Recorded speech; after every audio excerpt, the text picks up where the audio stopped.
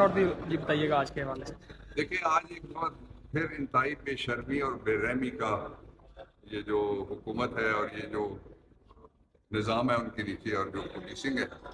اس نے مظاہرہ کیا اور کہا ہے کہ ہمیں پتہ نہیں ہے کہ سارے پاکستان کے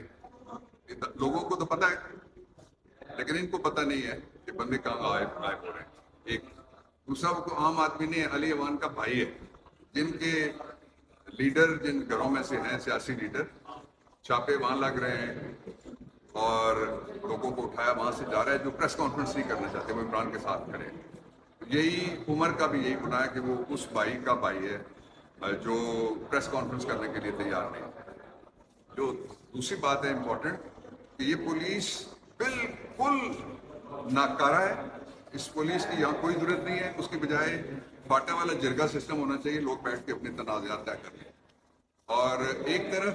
میں نے کہا جیسا آپ کو کہ جو اس شہر میں سے پہلے عمر اوان کو اٹھایا گیا، اس کے بعد ڈاکٹر افتخار قرانی کو اٹھایا گیا، اس کے بعد جو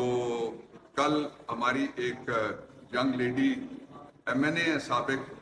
شاندانہ گلزار، ان کو غائب کیا گیا، بے شمار دوسرے لوگ غائب ہو رہے ہیں، لیکن یہ کسی کو برآمد کرنے کے لیے تیار نہیں ہے۔ اگر یہ اپنا کام نہیں کرتے تو ان کی تنخواہ بند کریں۔ اب آج ہم نے فیصلہ کیا ہے کہ کل ہم توہین عدالت کی درخواست یہاں اسلام آباد ہائی کورٹ میں آئی جی پولیس کے خلاف، جو ہمارے قوم کے خرچے کے اوپر وہ جو متاثر جج کی طرح بیرون ملک گیا ہوا ہے اس کے خلاف، اور دوسرے جو حکام ہیں ان کے خلاف کل ہم لا رہے ہیں یہاں توہین عدالت کی درخواست۔